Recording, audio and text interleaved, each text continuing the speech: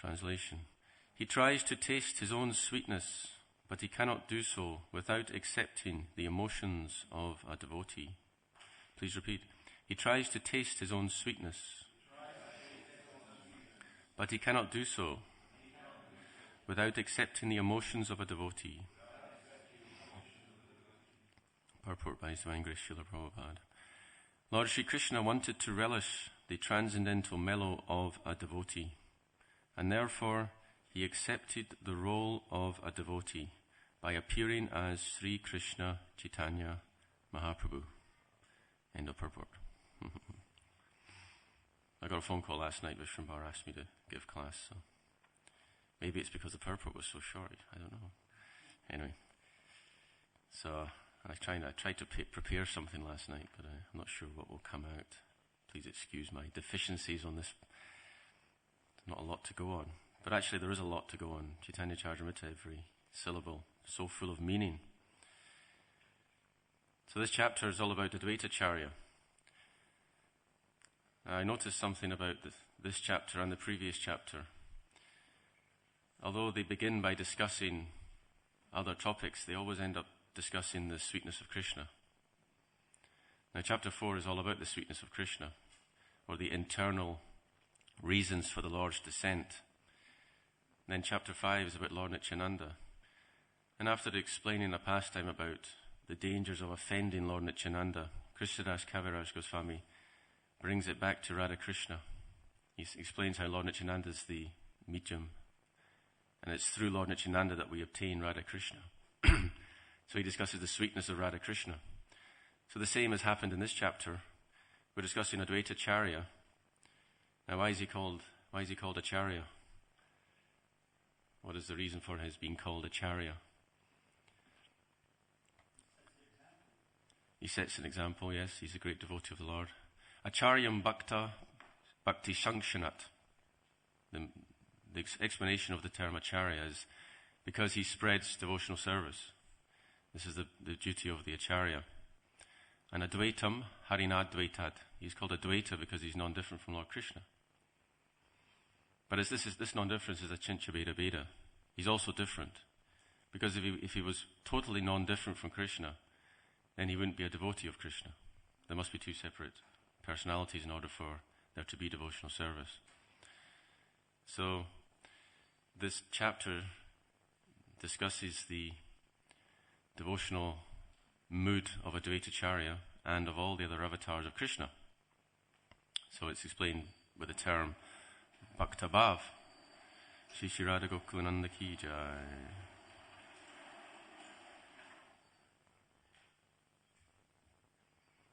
The term Bhakta Bhav is in today's verse, and it was also in the previous verses that I read. Bhakta Bhav. So Balaram, Lakshman, Advaita, Nityananda, Shesha, and Sankarshan, they're all devotees of Krishna. And that is given by this term Bhakta Bhav. Therefore, an explanation as to why this is given, and it's due to the sweetness. When one serves Krishna, then one can taste sweetness. But if one does not serve Krishna, then one does not taste that sweetness. Therefore it said, Krishnera samata hoiti bada bhaktapad. The position of devotee is higher even than equality with Krishna. An amazing statement. Why? Because we're infinitesimal jivas, we're nothing. But we can have devotional service which makes our position appear to be greater than Krishna. Now, from the point of view of tasting, it is better to be a devotee than to be equal to Krishna, because through service one can enter into the sweetness of a relationship with Krishna, which one will not gain by having equality with Krishna. But there's another reason why the position of devotee is considered higher, and it's given in this chapter. And that is because Krishna regards his devotee as more dear than his very self. So in this chapter there's a verse quoted from Srimad Bhagavatam. It's about Uddhava, Krishna speaking to Uddhava. Natatame priyatama, atmayonir na shankara, nascha sankarshino na shrir, naivatma cha yatabhavan. Krishna tells Uddhava, Lord Brahma is not as dear to me as you are. Lord Shiva is not as dear. Lord Shankarshan is not as dear. Shri, the goddess of fortune, is not as dear to me as you. Not even my very self. Naivatma cha yata bhavan. So Krishna is saying that not even my very self is as dear to me as you are. This is the potency of devotional service.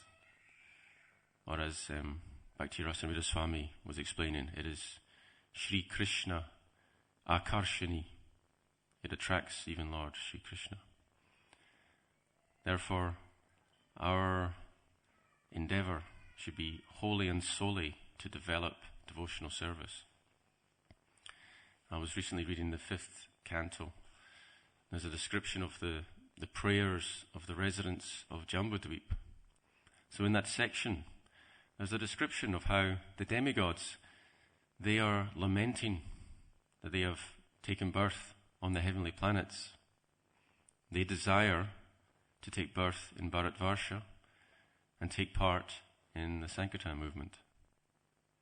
So they understand the supreme position of human birth in Bharatvarsha. Now we have that opportunity. So what is our mentality? We are aspiring for enjoyment. We would like to go to the heavenly planet. So if you have this attitude, if you're Kama, Mishra, Bhakta, then this is the height of foolishness. So we should be very sober and realize the great opportunity we have, that actually we are perfectly situated. In the heavenly planets, there's too much enjoyment for devotional service. And in the hellish planets, there's too much suffering to concentrate on Krishna. But in this planet, everything is nicely balanced. We have sufficient suffering, but not too much. Therefore, we're constantly reminded about how we should be trying to find a better situation through the practice of devotional service. So the message is that we should be very sober like the Goswamis. It's explained that Raghunath Das Goswami, his opulence was equal to Lord Indra, and his wife was equal to an Apsara in beauty. And yet his family, his father, was unable to keep him in that situation. He kept running away. He's described as being Premiti Pagala. He's mad from prema. After seeing Lord Chaitanya Mahaprabhu, he exhibited prema. And in that state, that maddened state, he was trying at every possible opportunity to run away from his wonderful material position. So if you compare his material position to our material position, and there's no comparison, Manda Sumanda Matayar, Manda Bhagya Yupadruta. In Kali Yuga, we're very unfortunate. We're lazy, we're misguided, we're unlucky, we're disturbed. So we have nothing. But yet we are still mad after sense gratification. And due to that, we become negligent in devotional service. So we should remember that we're in a position that is greater than the demigods. They aspire to take birth and do devotional service on this planet. And the devotional service we have, it's not ordinary. It is Raga Marg Bhakti Loki Korate Prachar. Krishna came to give the Raga Marg. He gave the devotional service which is not enfeebled by rules and regulations. Vidi Bhakti Braj Bhav Paiti Nahi Shakti. The Vidi Bhakti, the devotional service which is performed according to rules and regulations, does not have the potency to take us to Vrindavan. So Krishna has given the Raga Marg. And then Chaitanya Mahaprabhu, he then makes it even easier. Patra Patra Vichari Nahi Nahi Stana Stana. There is no question of who is eligible and who is not eligible to perform devotional service. So it's all very, very easy. And Chaitanya Mahaprabhu has made it very easy. And today's purport is explaining how, in order to taste his own sweetness, he accepts the emotion of a devotee. So this is a very deep topic, and it was discussed in chapter 4. So we'll give a recap of some of the points made in chapter 4. There's also a famous statement, Apani Karimu Bhakta Bhava Angikari Apani Achari Bhakti Shikaimu Sabari. That in order to taste devotional service, or to take, in order to teach devotional service and to taste it, Lord Chaitanya Mahaprabhu has appeared. He takes the mood, Bhakta Bhava Angikara. Bhakta Bhav, the term Bhakta Bhav appears again. He comes to accept the mood of the devotee. And by accepting it and by practicing as a devotee, Shikaimu Sabari, he teaches everyone. So Chaitanya Mahaprabhu is the Shiksha Guru of the entire world. He's teaching. He made it easy. He's made it easier than what Lord Krishna made it. Lord Krishna demanded, Sarva Dharmam Parityajya, first you surrender to me. But Chaitanya Mahaprabhu has not even done that. And the perfect example, Jagai and Madai, that even though they were so sinful, still Lord Nityananda went and gave them the opportunity. All they had to do was surrender at his feet. There was no preliminary qualification, and all the sins would be ignored. This is the magnanimity of Chaitanya Mahaprabhu.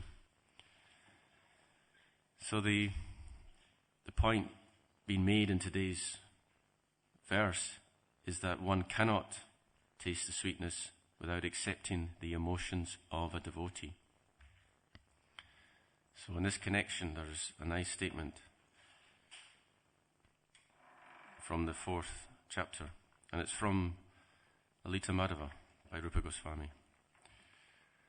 Aparikalita purva kash chamatkara kori spurati mama gariyan esha madurya puraha ayam maham apihanta prekshayam lupta chetaha sarabhasam upabhaktum kamaye radikeva.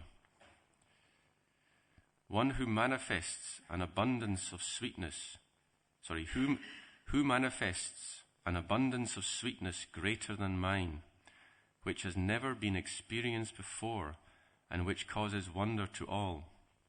Alas, I myself, my mind bewildered, upon seeing this beauty, impetuously desire to enjoy it, like Srimati Radharani. So this is a statement spoken by Lord Sri Krishna, and the circumstances behind it are, he was in Dwarkapuri, and he saw his own reflection in a jeweled fountain. And then when he saw his own self, he became disturbed. Now the next verse is interesting as well, I'll read it too. Krishna madhuryera eka svabhavika bala Krishna adi nara nari koraye chanchala. The beauty of Krishna has one natural strength. It thrills the hearts of all men and women, beginning with Lord Krishna himself. So this is it's clearly explained that the potency of Krishna's beauty will bewilder everyone. And the term used is chanchala, which means one becomes perturbed. Here it's written as perturbed. So everyone, not just the ladies, but the men, and even Krishna himself, he becomes perturbed when he sees his own beauty. So Krishna has this quality. His beauty is even more powerful than his own mental equilibrium. And this is wonderful. This is not a fault on the part of Krishna. Krishna is full of mutually contradictory qualities. It's agata gatana patiyasha shakti. He has the potency by which inconceivable contradictory characteristics can exist within him simultaneously. So an example given here, that, well, in one sense he is Atmarama. He's perfectly self-satisfied and he's perfectly equipoised. He's Dhira. And yet, when he sees his own reflection, he becomes disturbed. So this is a contradiction. In the Bhagavat Sandarbha, there's another contradiction. One is, it's a contradiction between Krishna's merciful and he's independent. Now think about that. What does that mean? I'll let you think about it. What does it mean? Where is the contradiction there? How does Krishna's independence contradict with his mercy? Any ideas? Yes.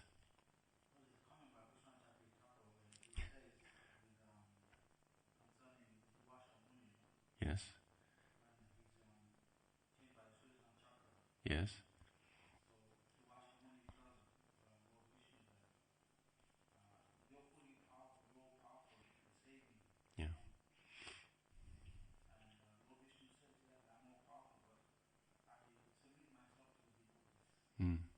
Yes. Aham bhakcha paradhina yasvatantra eva dvija sadubir grasta hridayo bhaktayar bhaktajana priya. Krishna says, I am subservient to my devotees. They have captured my heart, grasta hridaya. What to speak of my devotees? The devotees of my devotees are very dear to me. And in this section, which has been discussed several times, the last time I gave a Bhagavatam class, I was talking about this section. And then in Nanda Chaitanya, he then discussed it when he gave a class. And then Bhakti-rasa Ridhaswami discussed it as well. Because this section of the Bhagavatam shows how actually Lord Narayan is subservient to his devotees. Vashi kurvanti mambakcha satstriya satpatimyata. Just as the chaste wife brings her gentle husband under control, in the same way, the devotees of Krishna bring him under control by their devotion. So going back to the Sandarbha, so the contradiction is this, that the Lord descends to deliver his devotees. That's his mercy. That seems to contradict his independence, because if he's independent, he doesn't need to do anything. He doesn't need to come down. So that is not a fault.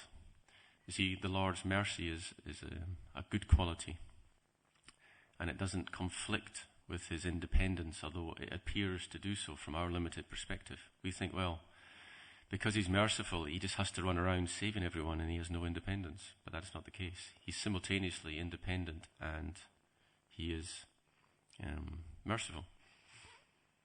Other examples of the contradictory qualities: he is simultaneously personal and impersonal.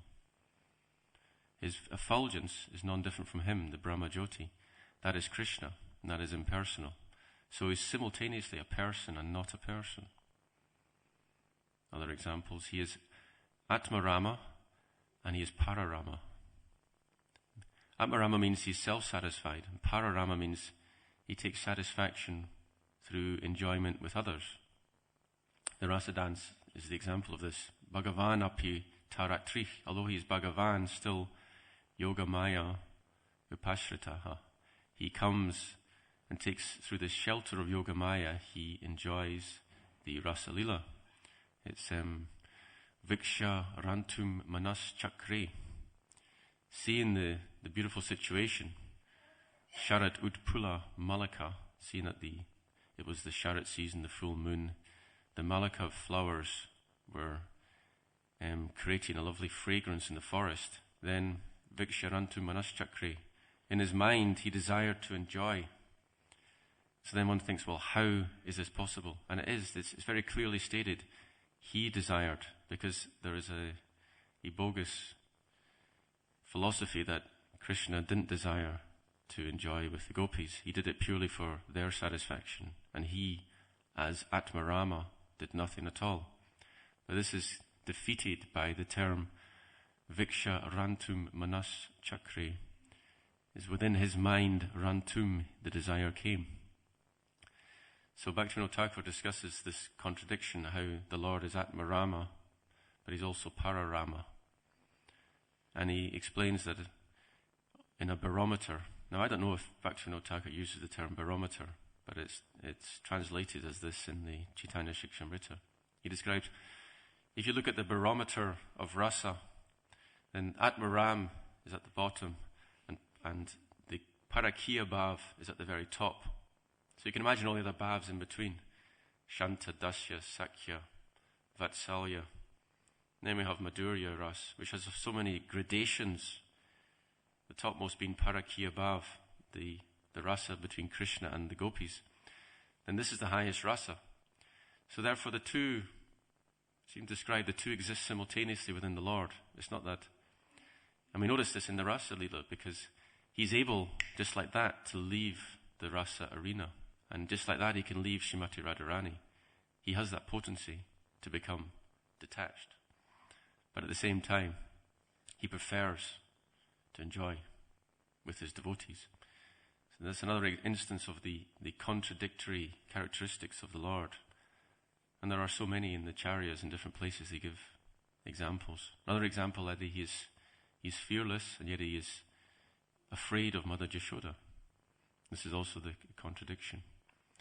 Or another one, that he is para Brahma, and yet he's a cowherd boy. Doesn't make sense. He is localized, and he is all-pervading. In so many ways, Krishna is inconceivable. Therefore, we should try to conceive of his inconceivability. And by reading the scriptures, through the potency of the words themselves, then the inconceivableness will be knowable to us. Because there's actually a difference between the term inconceivable and unknowable. There's a Shakti called the Achintya Shakti of the Lord. So if the Lord wants, he can reveal, he can give us realization of his inconceivability. So unknowable and inconceivable are two different concepts. We can know of the inconceivable of Krishna if he so chooses. But if he doesn't choose, we can't know it otherwise, because we're stuck in the realm of tarka, in the realm of logic, where we try and analyze through logic. But through logic, you cannot understand the inconceivability of Krishna. Only when he chooses, he can bless the devotee to understand that inconceivability. Therefore, Achintya Bheda Bheda Tattva is not unknowable, it's just inconceivable. And if Krishna wants, we will have knowledge of that, or realization of that. These are some considerations. Let us go back to today's verse. So we're discussing about the sweetness of Krishna. So in this regard, it's explained that, I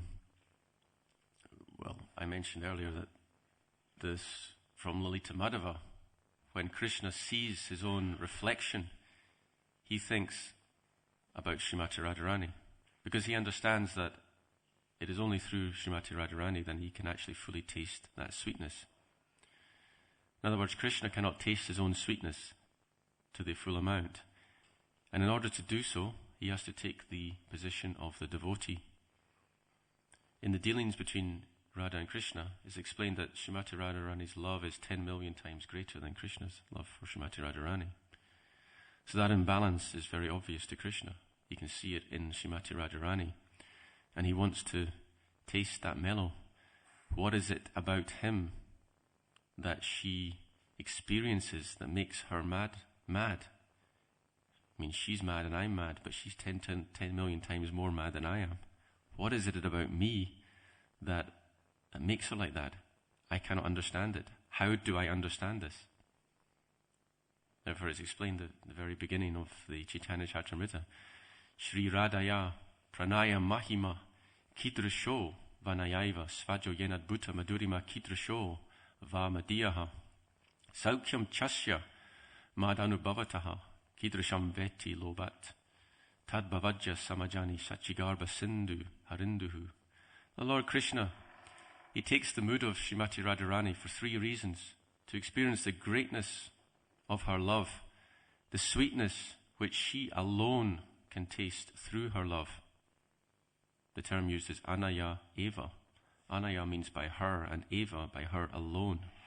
The position of Srimati Radharani is unique, that she alone can taste it.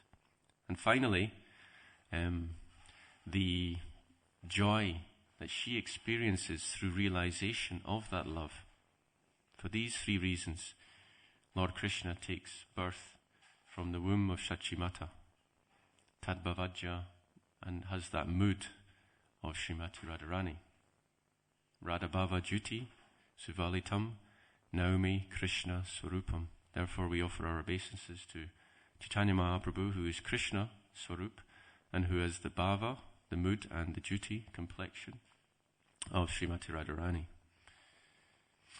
So the sweetness is there, and what's even more amazing is this: although she is the greatest taster of that sweetness, it's explained that the manjaris, they derive even more happiness from the Radha-Krishna association than Radha herself enjoys.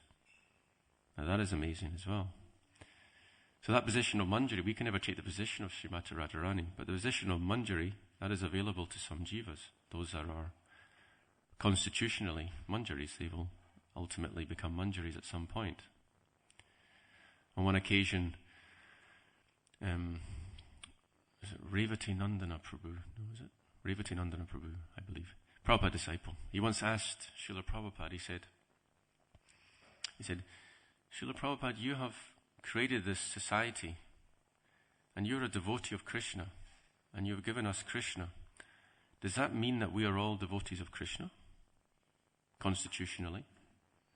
And Prabhupada said, not necessarily. So then Revatinandana Prabhu said, does that mean some of us may be devotees of other forms of the Lord, like Sita Ram or Lakshmi Narayan? And Prabhupada said, yes. And then he said, are we to understand that if we follow the process that you've given, which is centered on Krishna, that we will awaken our love for the particular form of the Lord that we are attracted to? And Prabhupada said, yes. So he's making it very clear that even within our society, so many devotees. You may be a devotee of Lakshmi Narayan, a devotee of Sita Ram, a devotee of Radha Krishna. So many options. It's just whatever you are. But either way, if you follow the process as given by Srila Prabhupada, although it is focused on Radha Krishna, although Chaitanya Charitamrita is all about Radha Krishna, still, you'll become purified. It's not that when you're a pure devotee, it's not that you have any distaste for any particular avatar. The devotees, they have prema for all avatars, but they have a particular inclination more towards one particular avatar. So through this process, we become purified, and whatever our nature is, it will become manifest. Nityasiddha Krishna prema, sajja kabunai, shravanadi shuddhachiti koraye hudaya. Shishi Radha Gokulananda ki jai, Shishi Sitaram Lakshman Hanumana ki jai, Shishi Gaunitai ki jai. Just by the process of Shravana and Kirtan, Shravanada Shuddhachiti Koraye Udaya, our natural inclination will be awakened. So going back to this discussion, the relationship between Krishna and Srimati Radharani and the gopis is all described very elaborately in the 4th chapter. And it explains what it is about Krishna's sweetness, because we're discussing here about Krishna's sweetness. It's interesting that the Chaitanya Charitamrita, it is all about Krishna's sweetness. If you do a word search, you type in Madhura or Madhurya. Actually, I typed it in yesterday, but I put a little asterisk. I put Madhur asterisk, which means any word that starts off with that. So Madhurya, Madhuri, Madhura, all these different words come up in the word search.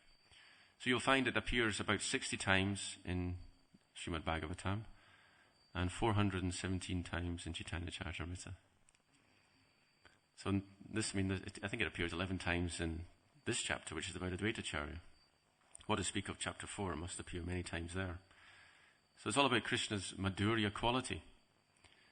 Now, generally, by Madhurya we mean sweetness, and we also mean the particular rasa, the conjugal rasa. It's referred to as Madhurya rasa.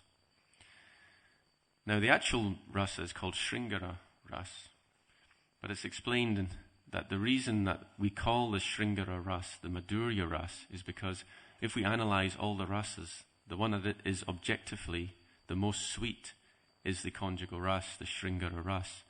And therefore, we just call it the Madhurya rasa.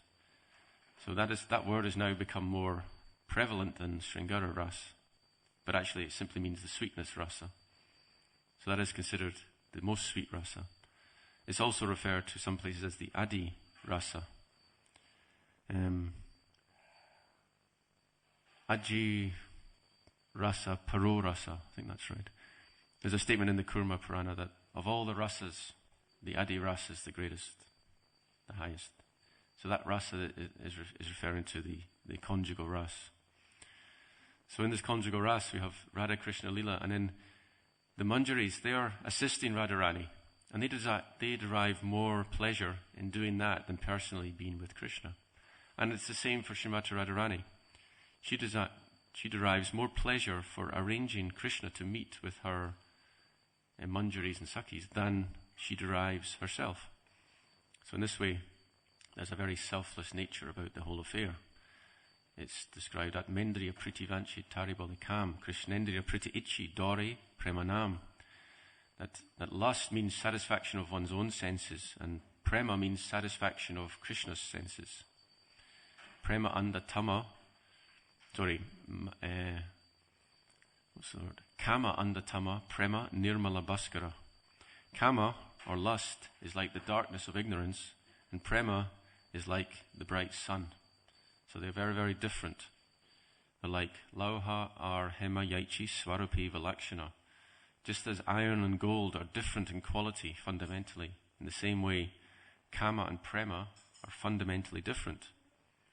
Kama, although they appear the same, and sometimes the term kama is used in connection with the gopis, but that is just simply because it's the closest thing in this world to prema, the conjugal prema. There is no comparison, but if we are to make a comparison, it is like sexual attraction. That's the closest thing we can approximate it to. But we should always remember that it's like iron and gold. Iron and gold are, although they appear to be the same, I mean, to a child, there's no difference. You can't see which is of value. But when one is educated, one understands that gold is very valuable and iron isn't. Like if you leave a lump of iron in your back garden, it will be there tomorrow morning. If you leave a lump of gold there, then you have problems. So gold is hoarded. It is kept in a safe. Iron, we live in the Iron Age. Everything is made of iron. No one cares. You don't take a chisel and go to a skyscraper. I'm going to get a bit of steel here. It contains some iron. It's of no value. So in the same way, in this material world, the sexual attraction ultimately has no value. And it is, the acharyas over and over again, they compare it to the rubbing, the scratching of an itch. Kandu yanena karayoyor eva dukkha dukkam. Prahlad Maharaj says that yanmai tunadi grihamedi sukami tucham. The sexual attraction within householder life is tucha. It's very, very insignificant. So some people, they don't like to hear this because they base their life upon sex desire. And actually some people, they think that we're being very crude to compare love to the scratching of an itch. They say, well, it's more than that. It is an emotional thing. It is a spiritual thing. Well, maybe attain the platform of prema first, and then your vision will be correct. Right? As Yamunacharya, he says he spits at the thought of sex desire. Yadavadi mama cheta Krishna padaravindi nava nava rasa dhaman yujatam rantumasit tadavati bata nara sangami smarya manam bhavati mukavikara shushtu nishtivanangscha. Ever since my mind has become absorbed in thought of Krishna's lotus feet, when I think of enjoying with a woman, I spit at the thought. He spits at the thought, not at the woman. Good point. You must remember this. In the old times, early days of ISKCON, there was a problem. The brahmacharis would spit whenever a woman walked past, brahmacharini. So one devotee brought this to Prabhupada's attention, and Prabhupada said, first of all, become pure, then you can spit. You see, if you're full, they're spitting because they're recognizing the desire is within their hearts, and they're trying to fight that desire, right? But that is, Prabhupada said, first become pure, then you can spit. Actually, this spitting, it is described, it's like a rasa. It's in Bhakti Rasamrita Sindhu. The spitting is the curling of the lip, and the spitting, it is an indication of disgust. This disgust is a type of prema. It's one of the secondary rasas. Now it's interesting just to carry on from this. The secondary rasa of ghastliness is an enemy of the conjugal rasa. The two rasas do not go well together. It's rasa bas. But there is a verse in the Srimad Bhagavatam where Rukmini describes, roughly speaking, I can't remember exactly the translation, but she says, only one who has not smelt the fragrance of the lotus feet of Krishna will desire to marry a man whose body is composed of blood, pus, stool, urine, moustache, and everything else. So in this verse, the Acharya is analyzed. Two rasas are present in this verse.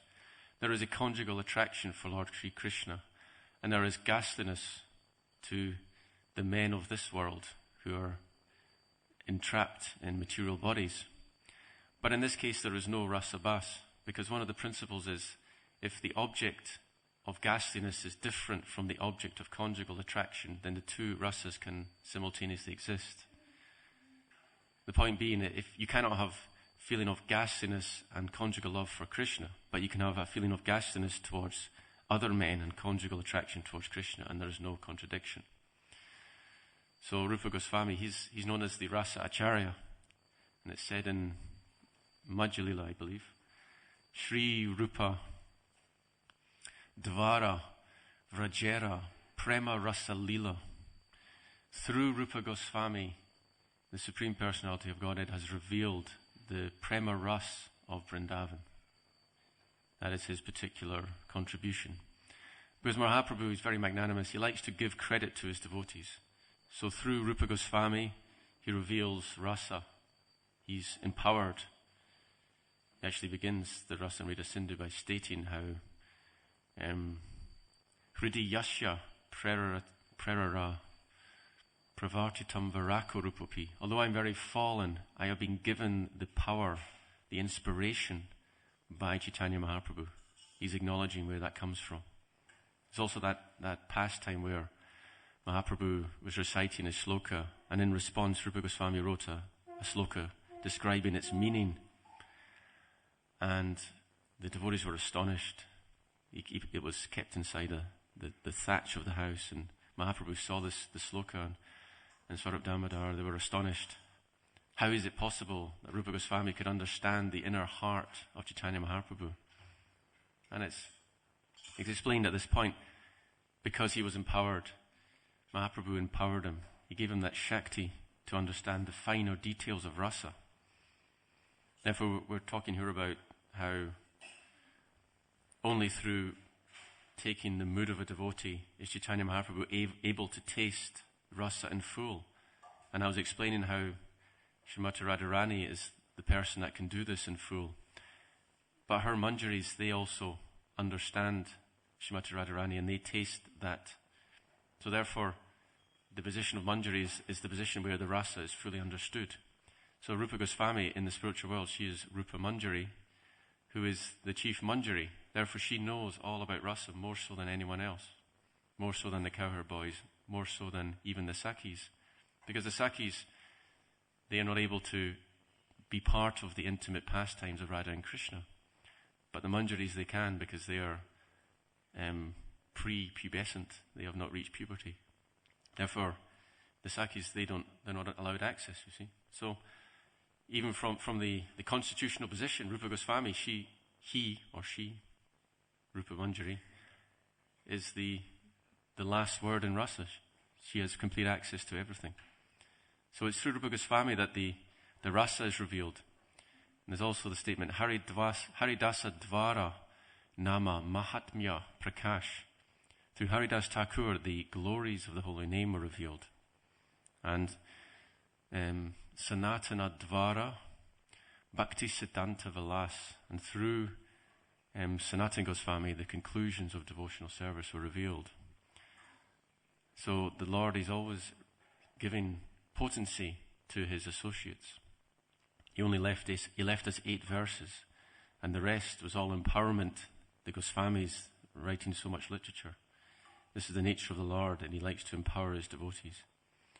So we as infinitesimal jivas, we have great opportunity because we can take the position of Ashraya, the abode of love. And that position is so high that Krishna Rasa Mata Hoiti Bada Bhaktapad, it makes us even greater than Krishna in Krishna's eyes. So that's our position.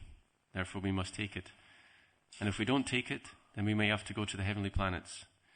And then we'll be there regretting that we missed our opportunity. And we will then be desiring to come back to this planet to take part in the Sankirtan movement of Chaitanya Mahaprabhu. So I will conclude with the statement from the Bhagavad Gita. Purva Vyasena Hriyate Yavaso. How does it go? Purva Vyasena Tenaiva Hriyate Yavaso. That when we come back, if we have performed devotional service in this life, then by that previous practice, automatically we become attracted to devotional service. So, whether you blow it or not, it's up to you. It's your free will. But if you take this opportunity, then you'll go back to the spiritual world. And if you don't, then you will enjoy in the heavenly planets and receive the reward of your devotional service. And then you'll come back, Shuchinam Srimatam Gehi, Yoga Brashta Vijayati, that the fallen yogi will then take birth either in a family of rich people or in a family of transcendentalists. And both these births are conducive for devotional service. But of the two, better to be born in a family of transcendentalists. If you're born in a family of wealthy people, you won't have to work hard for the basic necessities of life. But still, you may become bewildered by your opulence. On the other hand, if you're born in a family of devotees, whether they are rich or whether they are not rich, you will be given that training from birth, like Srila Prabhupada. And so Srila Prabhupada's father, his desire was what? His desire was, I want to make him a devotee of Srimati Radharani. And Srila Prabhupada's mother was like, no, we send him to England. He can become a great lawyer. You get some good training. Because they were aristocratic. They had connections. They could do these things. They could send him to a good university, get him qualified. They could send him to Oxford or Cambridge and so on. But they didn't. His father decided, no, I want him. He would rather invest in Mridanga lessons for a Abai than send him off to Oxford or Cambridge or whatever to get a very good qualification and from which he could practice law or whatever. So this was the good fortune that Srila Prabhupada had that opportunity. And if we once again remind ourselves of this statement from the 5th canto, that even the demigods aspire to take birth in Bharatvarsha and take part in the Sankirtan movement, then if we consider what facilities do these demigods have, and would the demigods ever consider taking birth to go to Oxford or Cambridge for some degree in law in order to become recognized as a aristocratic person? Of course they wouldn't. So even higher than, and we see devotees, they run off, they leave, they like to leave devotional service to take up a career. They leave it for paltry sense gratification. They leave it they go to university, prestigious university, and they become sidetracked. So we've got to be very careful here. Demigods, they've got more intelligence and they understand. So we can conclude that our position is perfect, absolutely perfect. The only problem is we have a mind and senses, and they will tell us otherwise. See? So it's explained. I mean, it's like the beginning of Jaiva Dharma. There's some explanation that of all places in the universe, this earthly planet is the best. And on this earthly planet, Bharatvarsha is the best. And in Bharatvarsha, the tract of land, Navadvip is the best, and so on and so on. Like this. So we have the best of the best of the best. All good fortune to us. And here we are on the doorstep of great things, of reviving our constitutional position. And when we do so, even Maya Devi herself will offer obeisances to us.